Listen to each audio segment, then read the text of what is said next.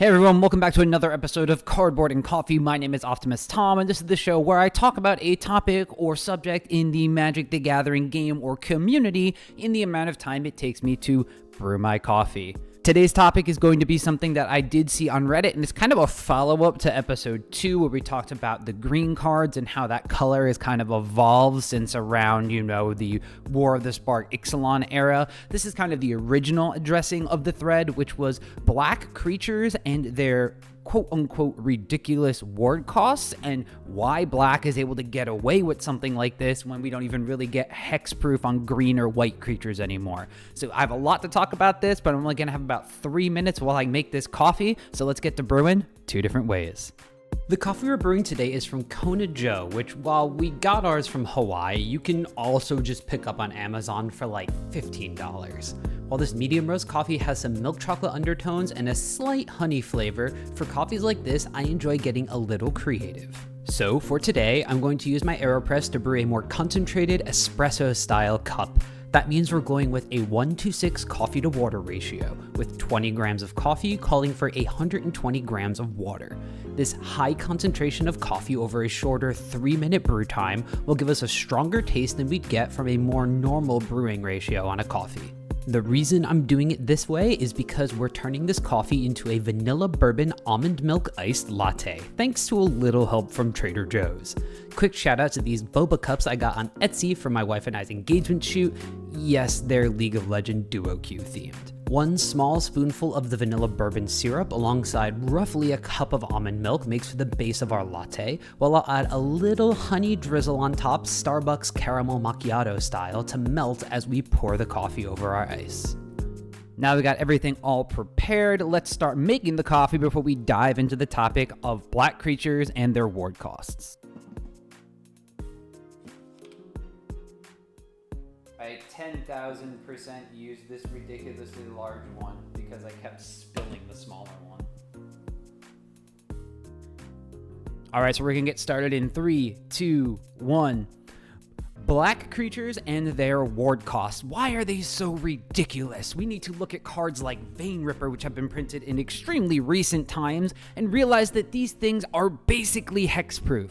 Well, I'm going to stop there for a second because there's a lot to unpack in those kinds of statements. And the first thing is kind of just looking at ward as a mechanic. Now, this was introduced back in Strixhaven, and it is a very thematic kind of thing when you put it in basically your Harry Potter homage kind of set, right? I mean, you have magic, you have school, you have wizards, and wards in general were usually thought of these kind of protective magic shells. You could think of like white mages in Final Fantasy and stuff, putting, the shell or ward magic on top of somebody to prevent them from having bad effects happening to them, or prevent them from being poisoned or charmed, or those kinds of things in like a D&D setting. We saw this pop up a lot actually in Baldur's Gate, the Adventures in Forgotten Realms set that Wizards put out as well. So this ward mechanic is a little bit different than hexproof in the fact that, yes, it does protect you from these kinds of things, but it is not a end-all be-all, and it does not make you absolutely immune or immortal to these kinds of effects. Now, that is very important because this means that ward is not hexproof. Yes, there is a cost. You have to try harder with your spell if you are the mage in this picture. You have to, make sacrifices for what you assume is the greater good of removing this threat from the board. Or you have to be some sort of innate magical creature in and of yourself that has these kinds of protective wards or things to get around these spells, right? Now, this is, of course, targeted mostly at the black mana because black has all that targeted removal and kill spell. However, how are you going to put hexproof on something that is basically hexing as its own color? So ward became the mechanic that black creatures adapted in lieu of hexproof because it didn't make thematic sense.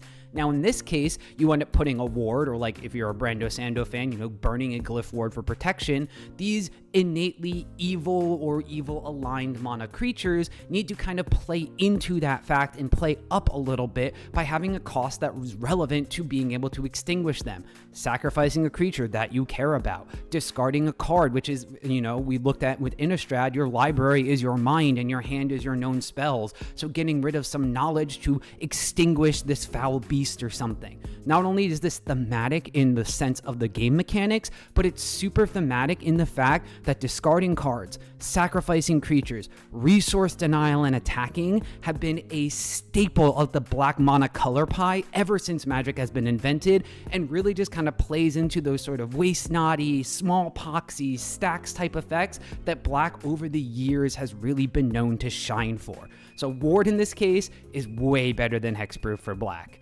Now, that was a very short time to talk about that topic, and I'm sure I could go on forever about how much I love black cards. That's all the time we have to talk about Ward. Hopefully you understand a little bit more from a design standpoint why it makes sense to put it on black creatures and how their costs are actually very thematic, if not also a little bit powerful. I'm not going to deny that. However, I am going to get to brewing my coffee, and if you have any other topics you want to discuss from the Magic the Gathering community, or if you have any coffees you want me to try out, make sure to mention it down in the comments below.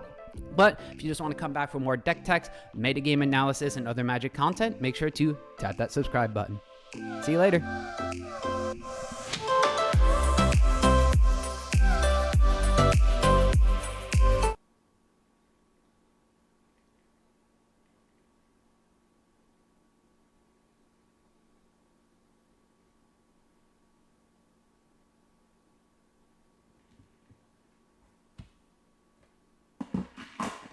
Oh yeah.